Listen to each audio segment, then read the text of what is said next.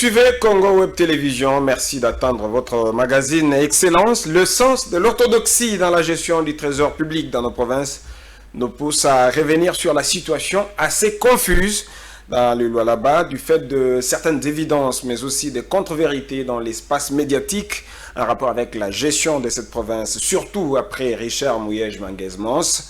Ça fait un temps, depuis l'arrivée dans la capitale Kinshasa d'une équipe de 2 journalistes d'un côté, dit d'investigation. Il s'agit bien de M. Henri Kalala, le vote Kalala, et Ben Akili, qui sont avec nous ici, ça fait depuis quelques semaines. Et de l'autre côté, l'arrivée des communicants de Madame Fifi Masuka. Alors, qui dit mieux? Voilà, nous allons essayer de parler de cette affaire sur ce plateau avec Monsieur Ben Akili, qui est aussi journaliste confrère, à qui j'ai dit bonjour et bienvenue. Merci Jean-Paul. C'est vraiment un plaisir de vous recevoir sur ce plateau. Moi également, c'est un plaisir de participer dans ce grand magazine. Et surtout que vous avez investigué dans cette affaire la gestion de Madame Fifi Masuka, c'est-à-dire après la mise en accusation de Richard Mouyej Manguez-Mons. Alors, beaucoup de choses ont bougé. Là, à Kolusi, dans le Lualaba, il y a eu Fifi qui a mobilisé des recettes, Fifi qui a pris en charge le frais de participation aux examens d'État des finalistes, Fifi qui a éclairé la province du Lualaba. Mais vous avez de contre-vérités en rapport avec tout ceci. Dites-nous, comment est-ce qu'aujourd'hui, nous pouvons comprendre qu'il y a eu mégestion et surfacturation, superposition de contrats? C'est ce que vous êtes en train de nous dire. Bien sûr. Est-ce que vous pouvez nous les prouver ici sur ces plateaux? Merci beaucoup, confrère Jean-Paul. J'aimerais être vraiment très à l'aise pour répondre à toutes ces questions. Soyez à l'aise, soyez à l'aise. Et je ne voudrais pas, en tout cas ici, m'attaquer aux individus, mais plutôt je m'attaque aux idées.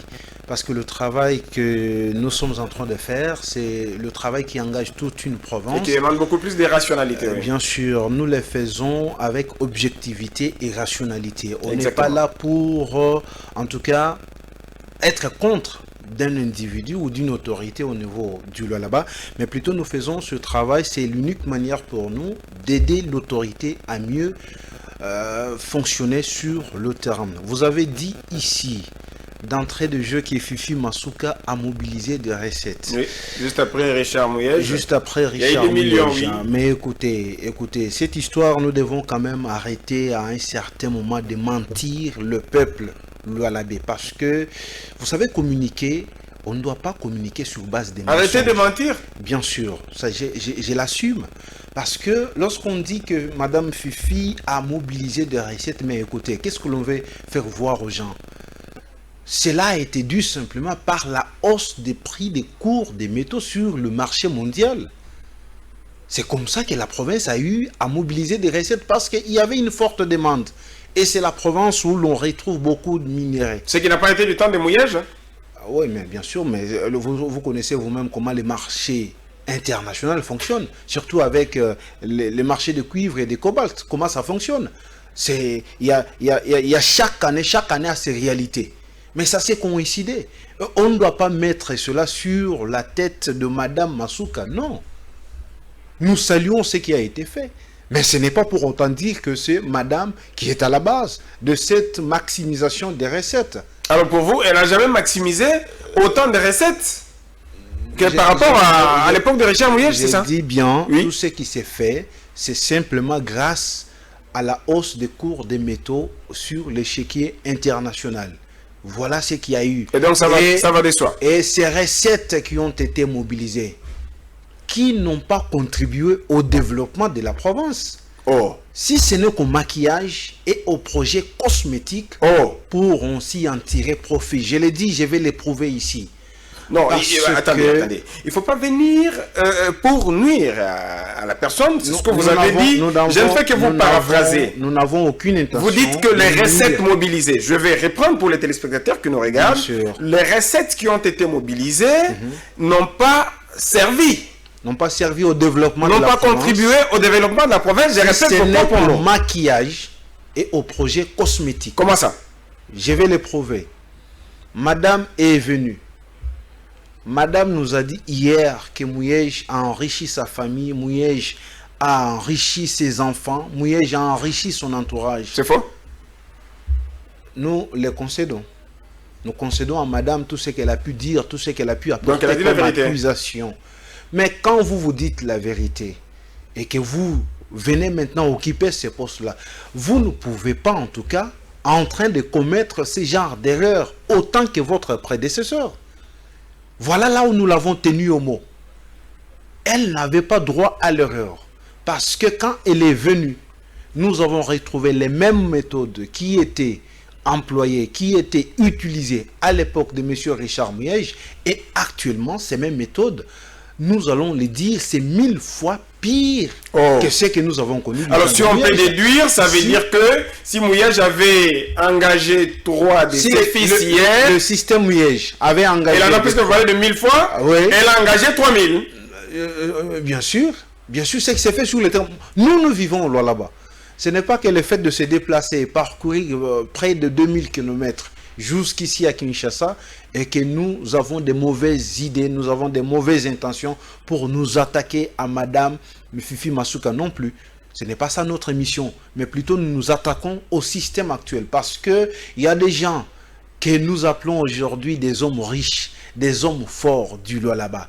Et cela ne marchera pas parce que la province a besoin de son développement. Monsieur Benakili, Jean-Paul, oui, Monsieur Benakili, si je veux bien vous comprendre, ça veut dire que aujourd'hui, Madame gouverneur intérim de la province du Lualaba a généré plus d'antivaleurs que ne l'avait commis l'ancien gouverneur, c'est ça, Richard Mouyej. C'est ce que nous avons pu découvrir depuis que M. Richard Mouyej est parti.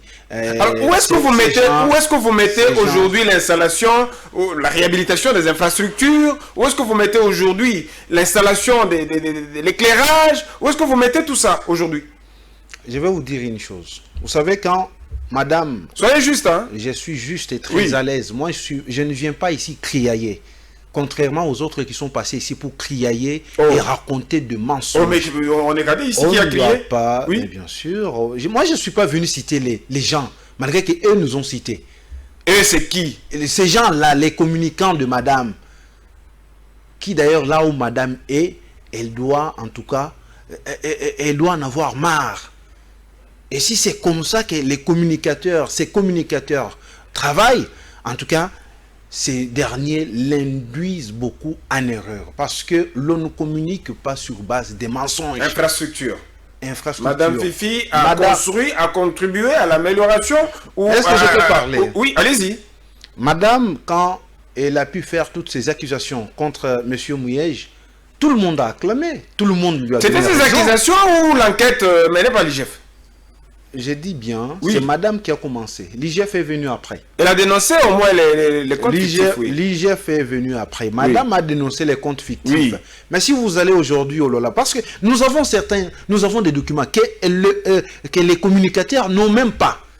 Parce qu'ils ont essayé de remettre en cause, vous êtes là pour nous en parler, le travail que nous sommes en train de faire. Moi, je me demande, Jean-Paul, ce n'est pas devant un conseiller qui n'a jamais été nommé sur base d'un arrêté provincial à qui je dois présenter ma carte de presse. Mais non, l'UNPC qui me délivre la carte de presse. Mais l'UNPC reconnaît ma qualité de journaliste. Retournons ici. C'est justement pour répondre à ces gens-là qui s'appelleraient communicateurs. Madame, quand elle a fait toutes ces dénonciations, Madame, tout de suite, en tout cas, c'est que nous avons appelé la politique de bonne impression. Il fallait faire voir aux gens que moi, je connais mieux Kolwezi, que moi, je connais la souffrance des Kolweziens ou des Lualabé et je vais rendre un travail de qualité. Tout de suite, elle a lancé des travaux. Elle a ouvert plusieurs chantiers sur la ville pour réhabiliter, je reconnais, pour réhabiliter certaines avenues à l'intérêt, en tout cas, commun de la population au niveau de la province du Lualaba. Mais les fonds mobilisés pour réhabiliter ces avenues, est-ce que ces fonds-là étaient-ils budgétisés? Est-ce que tous ces travaux étaient-ils budgétisés? Non. Voilà pourquoi quand l'UIGF a fait sa première mission, après bien sûr le départ de M. Richard Mouyej, l'IGF constate je vous l'ai dit en âme et conscience, l'IGF constate que quoi? La moindre gestion de quelques mois, en tout cas celle-ci est teintée de beaucoup d'irrégularités. Oh. Et il fallait remettre des choses sur le rail. La gestion de Fifi Masuka. Mais je vous l'ai dit, l'on va proposer à Madame Masuka, pour couvrir tous ces travaux, il faut faire un projet budgétaire rectificatif. C'est ce qui a été fait. Les projets Qui a dit ça? Qui lui a donné cette idée-là? Mais je vous dis que c'est selon les conseils qu'on lui a donnés. Vous pouvez aller vérifier. C'était pour autant qu'elle arrive à couvrir tous les travaux qui ont été amorcés sur la ville de Kolwezi. Donc les travaux ont été exécutés sur en dehors du budget. Oh. En dehors du budget, je prends le cas de Ungungandu. Ungungandu qui était déjà prévu avec la société de péage du Congo pour sa réhabilitation. On devrait utiliser la société CREC7. Mais quand madame vient, elle lui superpose des contrats. On lui donne des conseils par l'un des ministres provinciaux, qui était d'ailleurs chargé des infras. Madame ne l'a pas écouté, pour donner ces contrats à une société de la place, locale bien sûr. C'est vrai, nous devons encourager la main-d'œuvre locale, oui. Nous devons faire confiance à l'expertise locale, mais pour quelle qualité de travail, pour quelle qualité des routes que l'on va nous présenter. C'est bien. Aujourd'hui, on peut nous chanter que sur Ngungandu, qui était coupé en deux, aujourd'hui, l'entreprise locale a pu construire un pont, le pont qui est en construction. Nous leur accordons beaucoup de chance pour que l'entreprise arrive, bien sûr, à nous présenter des résultats. Alors, votre problème, c'est quoi? C'est l'entreprise locale qui fait mal? Et celui-ci, oui. La superposition des contrats. Parce que c'est là nous donne l'impression que nous avons une assemblée dans cette république, une assemblée provinciale qui arrive à voter un budget déjà exécuté. Et c'est grave. Aujourd'hui, je n'ai pas honte de le dire. L'assemblée provinciale a voté un budget déjà exécuté. Mais vous savez, chers confrères, lorsqu'on parle d'un budget, c'est un document qui s'exprime en termes de recettes et des dépenses. Mais lorsqu'on vous présente le budget, c'est une prévision. C'est une estimation, oui. C'est une prévision. Oui. Mais quand est-ce qu'un budget, dans le budget, l'on retrouve déjà des entreprises qui doivent exécuter le travail? Et dans un budget élaboré, l'on retrouve déjà exécuté, c'est ça ce que vous voulez dire. Bien sûr. L'on retrouve déjà la somme qui a été dépensée pour l'exécution de certains travaux. Mais je vais vous présenter ces budgets-là, ces projets de budget rectificatifs, même après cette émission. Je vais un projet de budget qui n'en est plus un. Mais un projet de budget, on vote un projet de budget rectificatif, un budget qui a été déjà exécuté. C'est anormal. Et je me dis, les députés qui sont censés représenter valablement la population locale, mais les députés s'adonnent à cet exercice justement pour flouer certaines magouilles qui se sont organisées au niveau de la province pour ainsi faire souffrir cette population. Et ça, nous, on ne laissera pas passer ce genre de situations. Nous interpellons l'autorité. Ce que nous faisons, ce n'est pas pour autant faire mal, mais plutôt notre voix, petite soit-elle, et que l'autorité arrive à l'entendre quand même, pour qu'à la longue, elle arrive à réajuster les tirs. Parce que si nous continuons sur cette lancée, la province va enregistrer des choses qui ne vont pas bien sûr l'aider à mieux se développer. Est-ce que personnellement vous avez eu à les dire à Mme Fifi Masuka sur le plan local? Nous avons eu à les dire. Ce que nous faisons à Kinshasa, nous l'avons fait sur le plan local. Mais comme les oreilles... Et vous n'avez pas été toujours écouté? Non, mais on a considéré que vous étiez en train de raconter des histoires. Mais ils sont conscients même quand ils viennent ici. Mais imaginez-vous, nous avions commencé ce travail à 5 journalistes. Les 3 autres nous ont abandonnés à mi-chemin. Nous sommes partis. Ils ont été soudoyés? Soudoyés, je ne sais pas, mais c'était un travail, un chemin.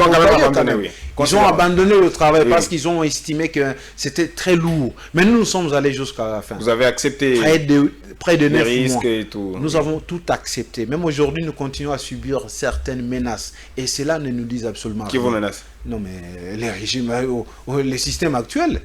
Mais vous pouvez vous imaginer, 2 journalistes simplement arrivent à faire certes des déclarations, arrivent à démontrer, à mettre à nu ce que c'est la gestion actuelle de la province du Lualaba, mais l'on fait déplacer toute une ribambelle des communicateurs pour venir Mais pour dire la vérité, non? Non, mais ce n'est pas pour dire la vérité, c'est justement pour chercher à laver. Mais qu'est-ce que l'on a dit comme vérité sur ce plateau? Oui, les quelques documents qu'on a présentés, bon, je ne vais plus rentrer dans l'histoire des commis Bakat.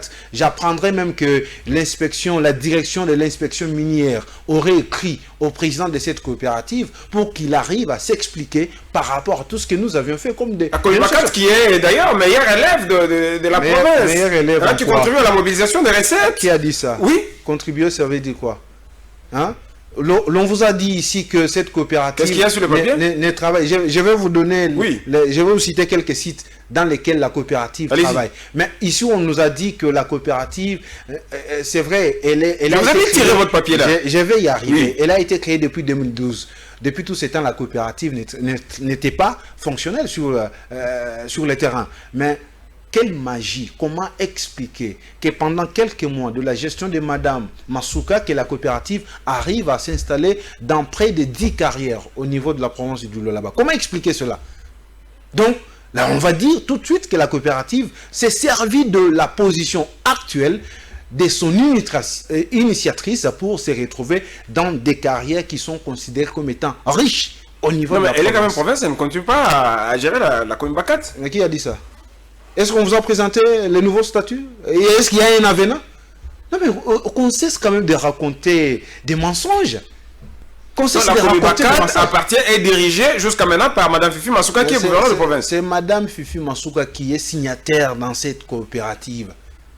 Même si aujourd'hui les pouvoirs de diriger est abdigué à quelqu'un qui est d'ailleurs proche d'elle, mais c'est elle qui a le maître mot, qui a le dernier mot au sein de cette coopérative. Et la coopérative bénéficie simplement de sa situation, sa position politique actuelle pour s'attirer bien sûr beaucoup plus d'avantages sur le terrain. La coopérative est à Tchala, UCK, Pompi, Tulizembe, Disiele, Kakabunji, Menda. Donc, je ne vais plus revenir sur ça parce que ce que nous avons dit là, accepter que c'est ça, ce qui a fait mal. Superposition de contrats, oui. Je vais revenir sur quelque chose. Madame, quand elle arrive, tout de suite, elle met en place un projet de réhabilitation ou de l'agrandissement d'une route. La route, la RN, la route nationale numéro 1 oui. Et numéro 39. Le contrat était de 68 millions de dollars américains. Mais l'argent était déjà disposé pour ces travaux-là avec la société de péage du Congo qui travaille beaucoup plus avec l'entreprise Crête 7. Madame, elle arrive, elle dit, pas question. Oh. Moi, je dois amener une autre entreprise. On lui a fait voir. Pour quelle raison? C'est justement un système qui est mis en place pour tirer profit et recevoir également certains pots de vin. Oh, ça, c'est vous qui dites ça? Mais je l'ai dit parce que, mais pourquoi refuser? Parce que c'est faire perdre à la province doublement l'argent. L'argent était déjà disponible dans la caisse. La société de péage du Congo, c'est elle qui récolte voilà, dans tous les péages. Donc, elle a un programme. Elle dit, cette année, on va se concentrer peut-être au Lualaba et aussi dans les Hauts-Katanga. Mais madame, quand elle arrive, elle dit, pas question. J'amène Sinomine, une entreprise qui est spécialisée dans les forages de puits d'eau. Oh, on prend un projet si costaud pour lui remettre. Et c'est cette entreprise chargée des forages de puits d'eau qui va construire les routes. Qui va construire, si je comprends bien. Qui va construire cette route-là. Route nationale numéro 1. Ouais. Et ça a été quand même. Non, mais c'est vraiment déplorable le travail que cette entreprise-là nous présente sur le terrain. Parce que quand vous y allez, immédiatement, on a dû scinder donc les entreprises qui devaient travailler. De Lualaba jusqu'à Luambo, Likassis, là, c'est Crête avec Sopeco. Dites-moi, est-ce que madame ne savait pas que la Sinomine s'occupe de forage d'eau et qu'on ne pouvait pas l'utiliser pour la construction des routes? Mais écoutez, lorsque vous occupez des fonctions officielles, vous devrez suffisamment être informé sur certaines situations. Donc, disons qu'elle n'avait pas l'information. Oui, mais ça, c'est vous qui le dites. Ça, c'est vous. Ce n'est pas pour rien qu'on a tout un cabinet. Le cabinet est là pour charger, pour vous faire part de certaines informations dont vous n'avez pas. Et les résultats? Les résultats, c'est catastrophique sur le terrain. Parce que Sinomine, quand vous arrivez au Lualaba, ça je vous prends en témoin, vous arrivez au Lualaba, vous quittez Likassi, en train de descendre à Kolwezi, vous quittez Luambo. Luambo, c'est après Likassi. Vous allez jusqu'au niveau du pont. Le travail qui nous est présenté par 4-7, c'est impeccable. La route est agrandie. On a même commencé déjà à asphalter. Mais de l'autre côté du pont pour aller à Kolwezi, du pont Lualaba, de l'autre côté pour arriver au niveau du rond-point Mwangeji. Mais jusqu'à aujourd'hui, c'est du n'importe quoi sur le terrain. C'est quoi du n'importe quoi? Le travail n'est pas satisfaisant parce que jusque-là, la route n'est même pas en terre battue. Oh, oui, mais avec toutes les pluies qui tombent, mais c'est du n'importe quoi. Parce que on a juste compris que l'entreprise n'est pas à même d'exécuter ce genre de travaux. Et elle doit en tout cas apprendre encore beaucoup plus d'avantages pour qu'elle arrive à nous présenter un travail. Et ça, madame est au courant. Madame est au courant. Les collaborateurs de madame sont au courant. Et vous pensez que pour aller à Lubumbashi, mais tout le monde, toutes les personnalités du Lualaba, s'ils ne prennent pas des avions, ben, elles passent. Elles voient la qualité du travail qui est présenté par Sinomine. Mais c'est du n'importe quoi. Et quand nous allons dire ça, on va tout de suite nous taxer de tous les mots. On va dire que nous ne sommes pas pour le développement de la province du Lualaba. Ça, c'est le premier. Je reviens encore sur notre contrat. Parce que j'ai entendu des mensonges ici. Que l'histoire de l'éclairage public, madame n'a hérité que c'est que Monsieur Mouyej avait laissé. Oui, c'est encore un marché laissé, oui. Un gros mensonge. Hérité par madame Fifi Masuka.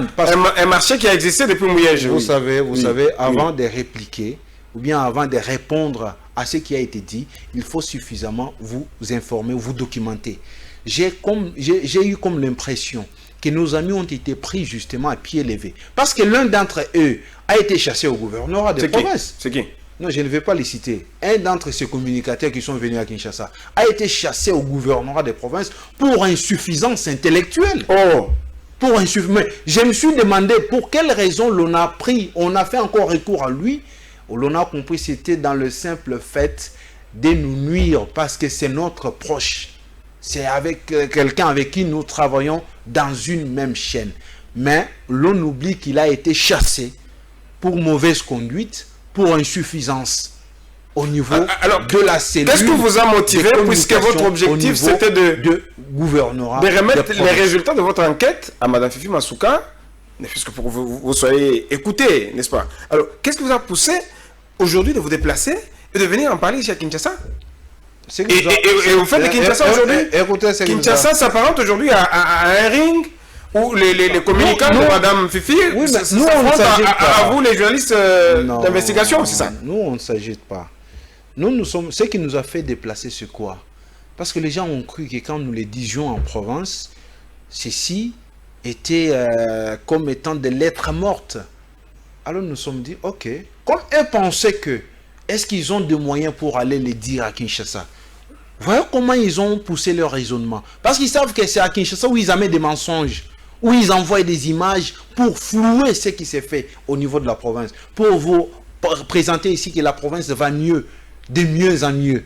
Mais au fond, quand vous y entrez, ce qui nous est présenté, en tout cas, laisse à désirer. Voilà ce qui nous a poussé à venir ici. Parce que ce que nous faisons ici, c'est le même travail que nous avons fait en province. Oui, mais comment ne pas penser que la province ne va pas mieux aussi longtemps que la province contribue lorsqu'il y a des actions, mobilisation de recettes ici sur place à Kinshasa, c'est Lualaba qui sort quand même une grosse enveloppe. Madame Fifi a été dernièrement, n'est-ce pas, primée par le gouvernement central, vous vous rappelez, lorsqu'elle a contribué avec une grosse enveloppe à la campagne de mobilisation contre, c'est pas moi, la poliomyélite.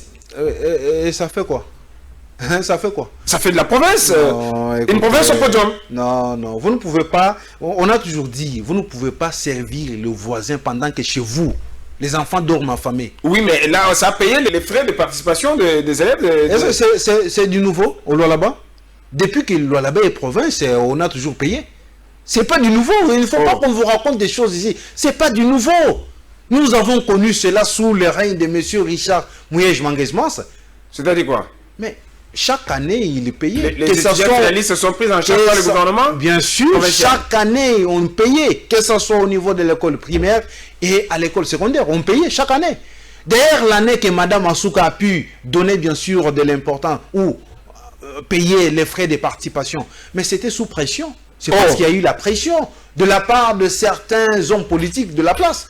Est-ce que ce n'était pas pour soutenir la gratuité de l'enseignement? Pour lui rappeler, non. Prôné par Félix Tshisekedi. On lui a justement rappelé que... Puisqu'il faut le rappeler, elle est coordonnatrice de l'Union Sacrée sur place. Qui l'a nommée? Pardon? Nommée par qui? Nommée par qui? Elle n'est pas présidente, coordinatrice de... Moi, je me pose la question. L'Union Sacrée? Elle a été nommée... Est-ce qu'au niveau national, qui est coordonnateur de l'Union Sacrée? Comment on peut raconter des choses sur des plateaux de télévision comme ça? Non, mais... on ne doit pas se baser sur des mensonges pour... Ah non, ça fait mal. Donc tous ces partis-là qui se réunissent sous l'égide de Fifi Masuka sont roulés en bourrique, c'est ça?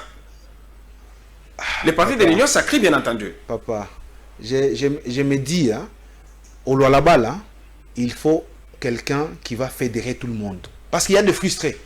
Il y a des gens qui ne savent pas parler tout haut, ceux qui se disent tout bas. Nous avons pris sur risque. Il y a les partis au pouvoir là sur place, l'UDPS, hein, qui applaudit, qui soutient quand même. Non mais allez-y. Oh, quel UDPS? Oui, il y a des... Non mais partis au pouvoir. Madame tellement, l'entourage de Madame tellement malin qu'il est, l'on essaie toujours de créer des diversions. C'est la politique de mieux diviser pour mieux régner. C'est ce qui s'est vu au là-bas. Il n'y a pas d'autre politique. Je voulais un peu aller à parler un peu, il reste, tout de suite de cette histoire, de ces contrats d'éclairage public. Je voulais y revenir parce que l'on a fait croire ici que c'est M. Mouyej qui a laissé ce contrat. Mais non, l'on a confondu justement. Quand vous prenez les deux contrats, celui de Mouyej, c'est bien mentionné. Aménagement du site Moussonpo avec le centre de négoce, construction ou réhabilitation de la route et installation des panneaux solaires. Et la globalité de ce contrat donnait 12 millions de dollars américains.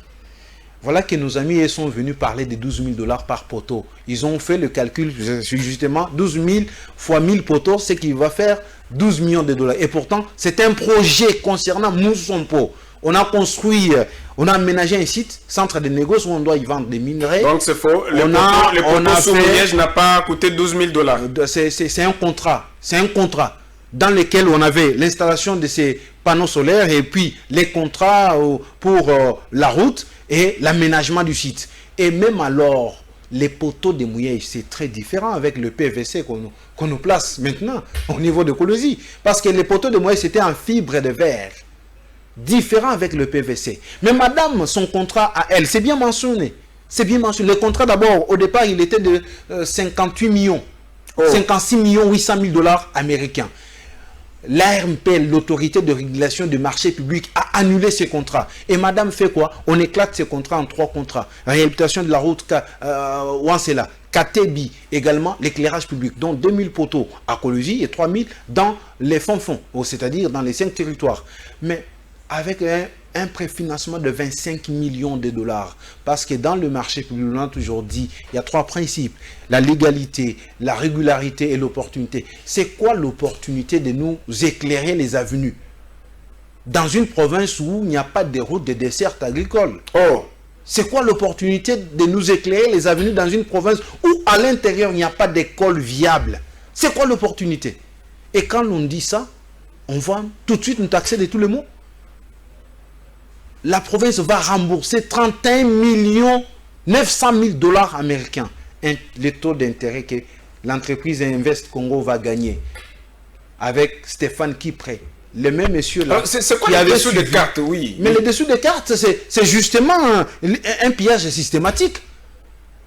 Il y a des gens qui veulent simplement se retrouver avec la situation actuelle de la province de là-bas. Même au niveau national, il y a certaines autorités qui tirent profit de la situation actuelle du là-bas.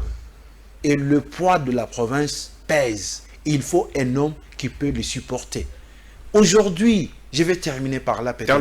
Terminé. Les enfants, la province avait octroyé la bourse aux enfants qui sont à Chypre, 37, 5 en Tunisie.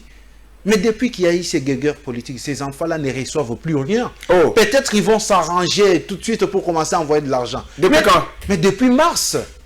Mais pour quelle raison alors que la province a mobilisé autant de recettes? Voilà pourquoi. C'est la question que l'on doit se poser ici. Ces enfants-là n'appartiennent pas à Mouyej, ni non plus à Masuka. Ce sont des enfants de la province. Ce sont les enfants qui vont faire la fierté de la République. Et c'est pour nous l'occasion de pouvoir lancer ce message même à la première dame qui a été toujours sensible à ce genre de situations. Ces enfants-là n'appartiennent pas à une autorité, mais ce sont des enfants de la province. Et là, parmi ces enfants, toutes les tribus sont représentées. Même ceux-là qui ne sont pas de cette province-là ont été envoyés en Chypre pour avoir reçu la bourse, pour avoir distingué. Mais qu'est-ce que ces enfants-là ont fait pour mériter tout ça? Alors, que la première dame, quand même, beaucoup de choses à dire. C'est pas sur ces dossiers. Beaucoup de choses à dire, monsieur Ben Akili. Et on va nous dire que la province s'est félicitée pour s'être malheureusement, le temps, à la bourse. Nous sommes trahis par le temps. N'importe quoi. Nous sommes trahis par le temps. Merci d'avoir répondu à notre invitation. C'est moi qui vous remercie. Et surtout, en tout cas, bon séjour ici à Kinshasa. Nous sommes là. Nous passerons, si ces communicateurs vont passer 1000 fois, nous passerons 1001 fois pour dire non à ce qu'ils vont vous... Mais jusqu'où? Mais jusqu'à ce que la vérité soit éclatée au grand jour, jusqu'à ce qu'ils vont accepter ce que nous disons. C'est la fin de cette émission, la fin complète en tout cas de cette émission. Merci à vous chers téléspectateurs qui étaient restés pendant 30 minutes pour suivre ces magazines par excellence, le magazine Excellence bien entendu. Merci à Francis qui a été derrière les caméras, puisqu'il y en a beaucoup, et Francis qui nous a réalisé aussi. De l'autre côté, merci à Gloire Dilemene qui va monter cette émission, Freddy Kipimo, toute l'équipe. Retrouvez ici notre gratitude. Nous profitons aussi de l'occasion pour dire merci à Chabani Record pour l'espace nous offert. Nous avons hâte de vous retrouver très prochainement pour un autre numéro du magazine Excellence. A plus.